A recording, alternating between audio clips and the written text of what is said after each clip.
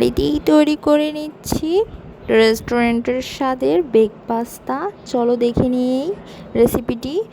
আমি পাত্রে তেল গরম করে নিয়ে 1 কাপের মতো পেঁয়াজ কুচি, 1 চা চামচ আদা কুচি এবং 1 চা চামচ রসুন কুচি অ্যাড করব এবং এটি তেলে কিছুক্ষণ ভেজে নিব।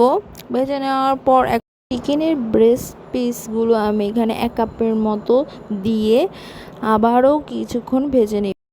এ পর্যায়ে আমি অ্যাড করব 1 চা চামচ কালো গোলমরিচের গুঁড়া, 1/2 চা চামচ চিলি ফ্লেক্স এবং স্বাদ মতো লবণ অ্যাড করার পর আমরা এখানে কিছুক্ষণ ভেজে নিব চিকেনটা সেদ্ধ হওয়ার জন্য। এটা হাই হিটে করবেন অবশ্যই। এখন যে যার পছন্দ মতো সবজি অ্যাড করতে পারেন। আমি এখানে ক্যাপসিকাম ছিল বাড়িতে, আমি এটা অ্যাড করেছি। এখন কিছুক্ষণ ভেজে নেওয়ার পর আমি এখানে অ্যাড করব অরিগ্যানো 1/2 চা চামচ এবং টমেটোর সস, বাড়িতে তৈরি করা টমেটোর সসও ব্যবহার করতে পারেন। এ পর্যায়ে আমি চেক করব যে আমার চিকেনটি সিদ্ধ হয়েছে কিনা। চিকেনটি সিদ্ধ হয়ে গেলে ভেজে নেওয়ার পর আমি এখানে আমার পাস্তার প্যাকেটে থাকা মশলা 1 প্যাকেট এখানে দিয়ে দিচ্ছি এবং এটা এক সাইডে এমন একটা কালার চলে আসার পর আমি এটা রেখে দিব একটা পাত্রে। এখন আমি পাস্তার যে ক্রিম হোয়াইট সসটা এটা তৈরি করতে যাচ্ছি। প্রথমে বাটার নিব পাত্রে। বাটার গরম করা হয়ে গেলে 2 চা চামচ ময়দা অ্যাড করব।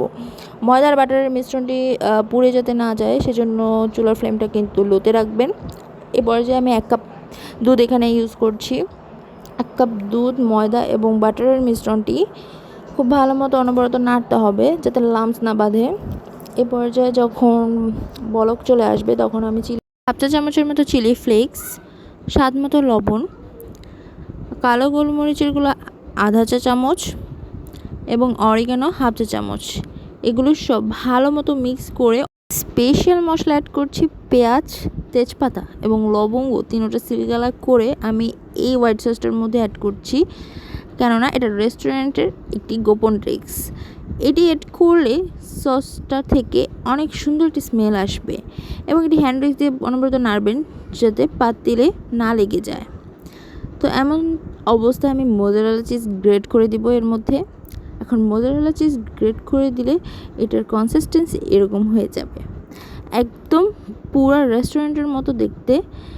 এ পর্যায়ে আমি যে চিকেনগুলো ভেজে রেখেছিলাম সেগুলো এখানে অ্যাড করে ভালো মতো মিক্স করব এবং আমার আগে থেকে সিদ্ধ করে রাখা পাস্তাগুলো এখন অ্যাড করে দিব। এ পর্যায়ে আমি ভালো মতো চুলাটি মিডিয়াম ফ্লোতে রেখে এবং পাস্তায় থাকা আরেকটি প্যাকেট মশলা এখানে অ্যাড করে দিতে পারি। এটা অপশনাল, আপনারা চাইলে করতে পারেন। এখন ভালো মতো নেড়ে চেড়ে ঘড়ি ধরা 2 মিনিট রান্না করবেন। রান্না করে এভাবে আপনারা সার্ভ করে দিতে পারেন। যারা হোয়াইট সস ক্রিমি পাস্তা খেতে চায় তারা এভাবেও খেতে পারে। এখন যদি কেউ ওভারলোড চিজ খেতে চায় তাদের জন্য উপরে বেশি করে চিজ গ্রেট করে, আমি যেহেতু চুলায় আজকে বেক পাস্তাটা রেডি করছি, আপনারা চাইলে ওভেনেও করতে পারেন সেম কাজ, তাহলে কালারটা আরও ভালো আসবে। একটি হাঁড়িতে গরম করে স্ট্যান্ড বসিয়ে এই তো 20 মিনিট পর নামিয়ে নিলাম। রেডি হয়ে গেল মজাদার সুস্বাদু একদম রেস্টুরেন্টের মতো বেক পাস্তা।